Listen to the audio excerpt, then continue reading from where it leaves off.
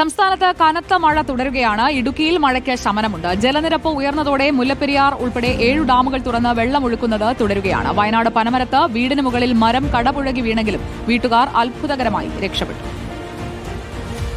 ഇടുക്കിയിൽ സാധാരണ മഴയാണ് കഴിഞ്ഞ മണിക്കൂറുകളിൽ ലഭിച്ചത്. മുല്ലപ്പെരിയാർ ഡാമിന്റെ 13 ഷട്ടറുകൾ തുറന്ന് പെരിയാറിലേക്ക് വെള്ളമൊഴുക്കുന്നത് തുടരുകയാണ്.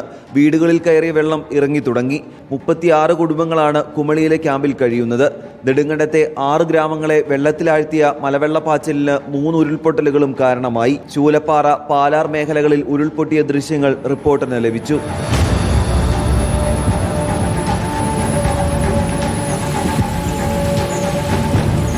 മുല്ലപ്പെരിയാർ കൂടാതെ പൊന്മുടി, കല്ലാർകുട്ടി, പാമ്പള, മലങ്കര, ഇരട്ടയാർ, കല്ലാർ തുടങ്ങി 7 ഡാമുകൾ തുറന്ന് വെള്ളമൊഴുക്കുന്നത് തുടരുകയാണ്. മന്ത്രി റോഷി അഗസ്റ്റിന്റെ നേതൃത്വത്തിൽ കുമളിയിൽ യോഗം ചേർന്ന് സ്ഥിതിഗതികൾ വിലയിരുത്തി. കോഴിക്കോട് ബാലുശ്ശേരിയിൽ ഇടിമിന്നലേറ്റ് വീട് തകർന്നു. വയനാട് പനമരം പരക്കുനിയിൽ വീടിന് മുകളിലേക്ക് മരം കടപുഴകി വീണു. വീടിന്റെ പിൻഭാഗം ഭാഗികമായി തകർന്നു. വിവിധ ബ്യൂറോകൾക്കൊപ്പം റിപ്പോർട്ടർ ഇടുക്കി.